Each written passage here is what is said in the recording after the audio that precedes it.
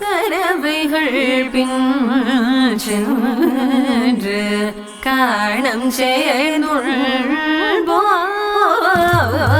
கரவைகள் பின் சென்று காணம் செய்துள்போம். கரவைகள் பின் சென்று காணம் செய்துள்போம்.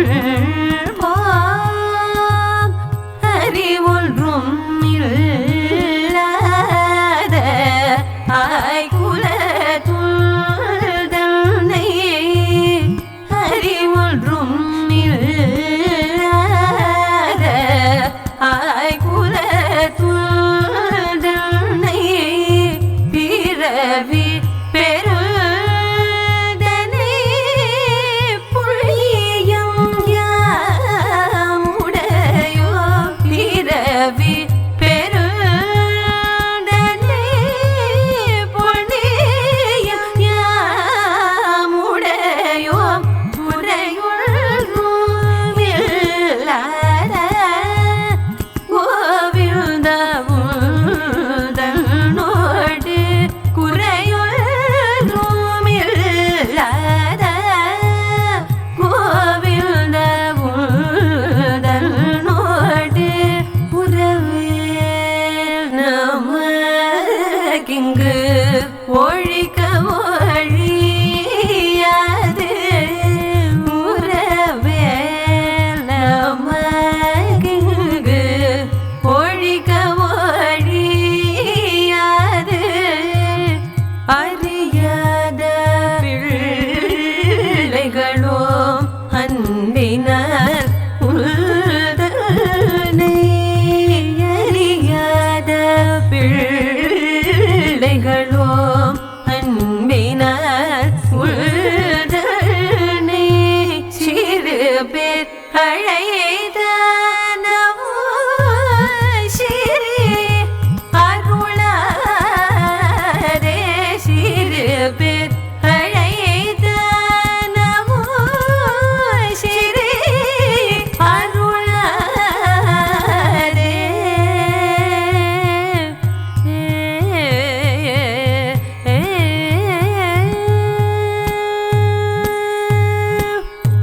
இறைவனே தாராய் பறையலோர் எம்பாவாய்.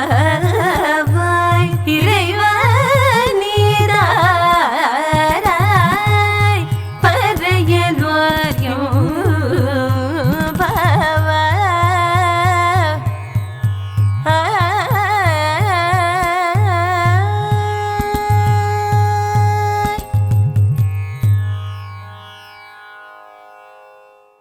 திருப்பாவை என்கின்ற இந்த பிரபந்தத்தில் ஆண்டாள் 27ஆம் பாசுரத்தில் கூடாரை வெல்லும் சீர் கோவிந்தா என்று பெருமாளை தெரிவித்தாள்.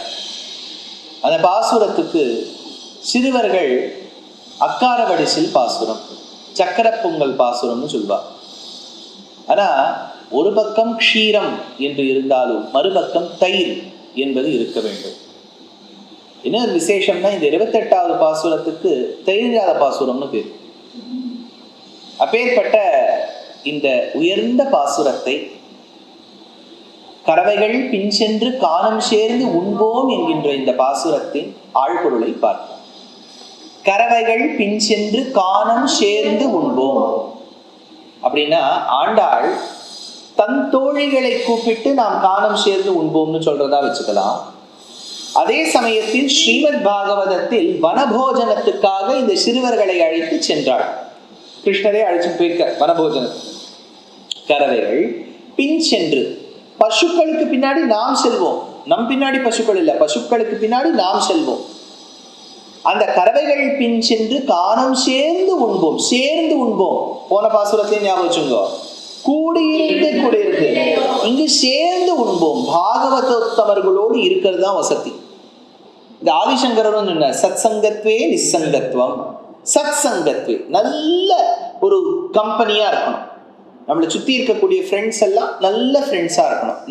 நம்மளாலும் அவர்கள் பயன் பெற வேண்டும், அவர்களுடைய குணத்தாலும் நாம் பயன் பெற வேண்டும்.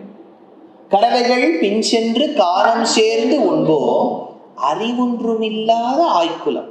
ஆண்டாள் தன்னுடைய பிறப்பின் பெருமையை பத்தி சொல்லிக்கிறார். எங்களுக்கு ஒண்ணுமே தெரியாது, ஒண்ணுமே தெரியாமையோ 27 பாசுரம் பாடியிருக்காளான்னு கேட்டா ஒரு பழமொழி உண்டு, வித்யா ததாதி வினயம்.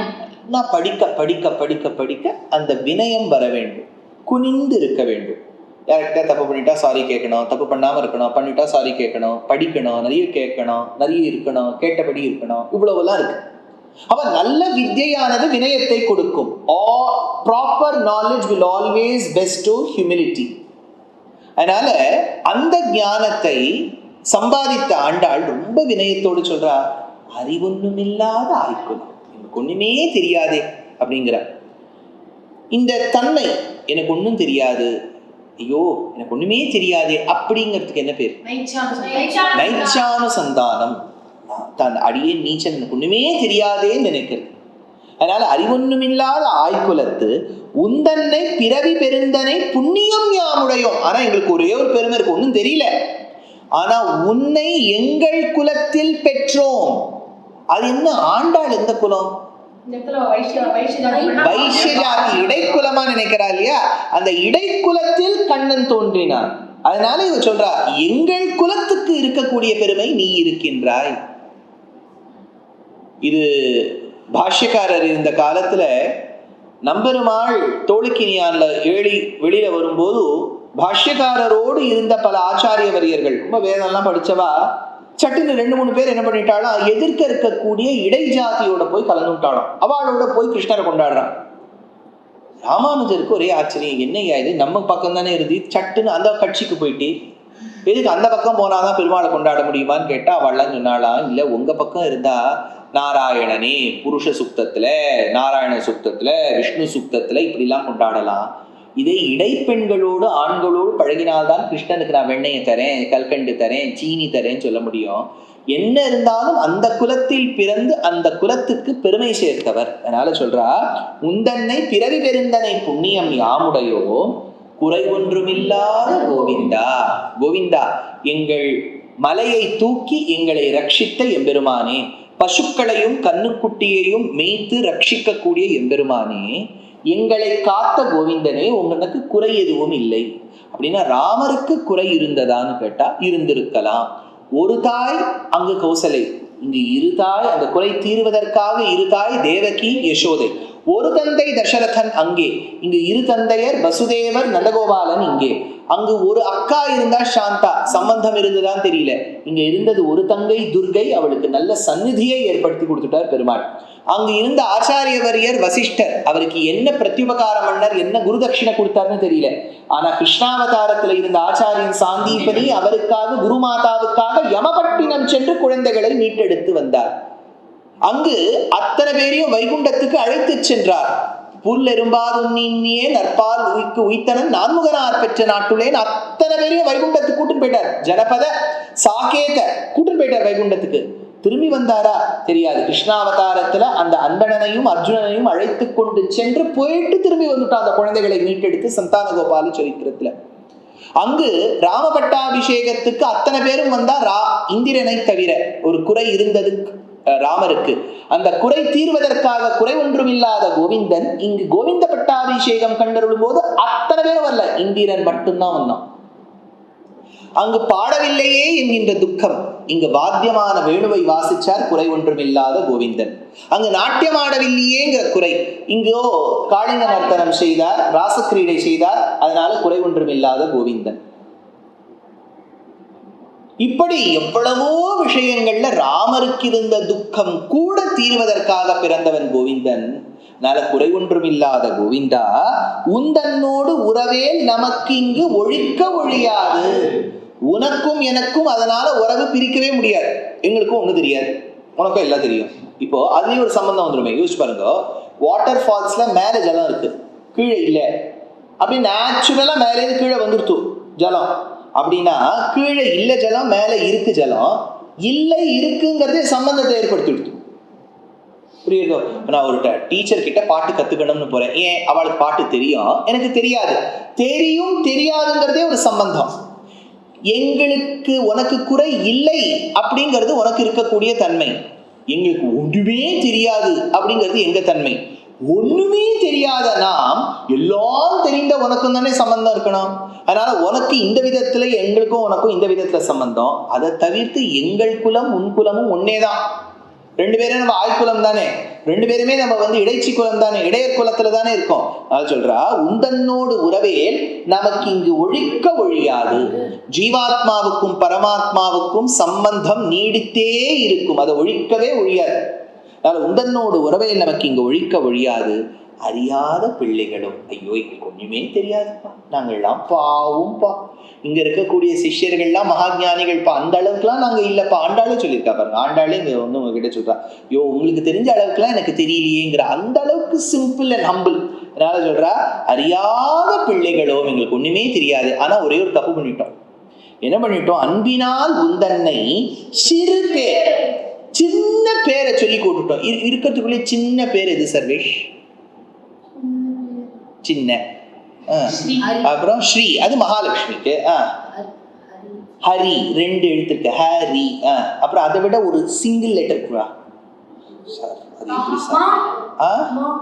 மா, அது மகாலட்சுமி. அகாரோ அகாரார்த்தோ விஷ்ணு இல்லையா? அதுதான் சின்ன பேரான்னு கேட்டா அப்படி இல்லையா. சில பேரெல்லாம் ரொம்ப சத்தியான விஷயத்தை சொல்லுமா. நாராயணன்கிற நாமம் பெருமாள் எல்லாவற்றுக்கும் ரக்ஷகன்கிற விஷயத்தை சொல்லுமா. அது நாராயண நாமம். கோவிந்தங்கிற நாமம் இதோ மாடு கண்ணுக்குட்டி அதெல்லாம் மேய்ச்சிருக்கார் அப்படின்னு சொல்லுமா.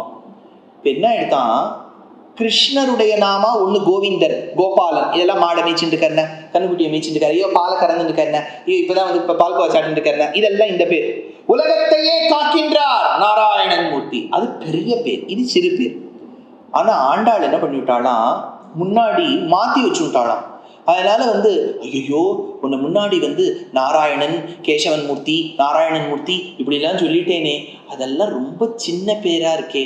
கோவிந்தன்கிறது தான் பெரிய பேரு, கோபாலன்கிறது தான் பெரிய பேரு. அந்த கோவிந்தன் கோபாலன்கிற பெரிய பேரை சொல்லாம நாராயணன் மூர்த்தின்னு சின்ன பேரை முன்னாடி சொல்லிட்டேனே. சிறுபேர் அனைத்தளவும் சீறி அருளாதே இறைவா அப்படின்னு கொண்டாடுற, அதை எக்கோ ஆறுது அந்த இடத்த.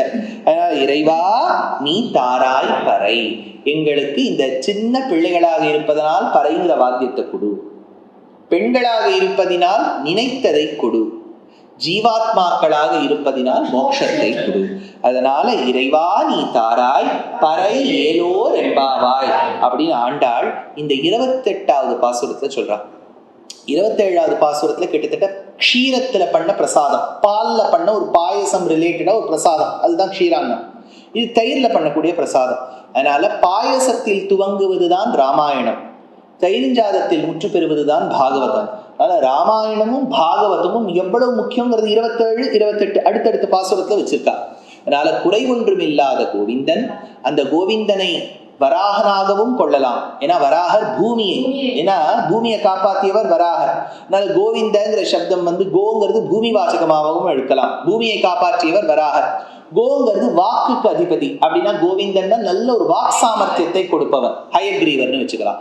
கோவிந்தங்கிற சப்தம் பசுக்களை காத்தவன், அப்படின்னா திரிஜடன் என்கின்ற அந்தணனுக்கு பசுக்களை கொடுத்த ராமனாகவும் கொள்ளலாம். பசுக்களை ரட்சிப்பதற்காக, ஆயர்களை ரட்சிப்பதற்காக அந்த மலையை தூக்கினார் எம்பெருமான், அதனால கோவிந்தன். அதனால அந்த கோவிந்தன் கொள்ளலாம். இப்பேற்பட்ட கோவிந்தனை, குறை ஒன்றுமில்லாத கோவிந்தனை ஆண்டாள் இந்த 28ஆம் பாசுரத்தில் வழிபட்டாள். 29வது பாசுரம் தான் திருப்பாவையில் ஆண்டாள் இடைச்சியாக தன்னை பாவித்து பாடக்கூடிய பாசுர வரிசையில கடைசி பாசுரம். ஏன்னா 30வது பாசுரம்ங்கிறது பரஸ்ருதி, அதுல ஆண்டாள் என்கின்ற தன்மையை அடைந்து விடுகின்றாள். அதனால இந்த 29வது பாசுரத்தின் அர்த்தத்தை நாளை தினம் அனுபவிப்போம். Dear Astika reader, I am happy to be authoring a 2-part book on the Ramayana in English. The first part is slated for release in the year 2024. The book aims to recreate and retell the Ramayana of Valmiki, conforming to the ancient commentaries and other allied literature. To receive notifications of the book release, kindly register with www.deshikadaya.org/books. Namaskaram.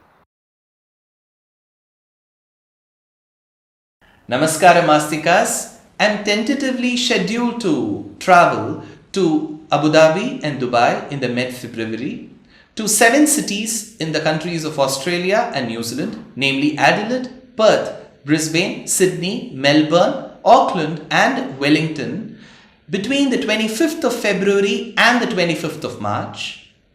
I'm scheduled to travel to Singapore either in the month of April or January, and later I'll be rendering discourses in New Jersey, Boston, Maryland, Pittsburgh, and then in St. Louis and Indianapolis in the month of July. I'm sure you would love to share this message with your friends and relatives.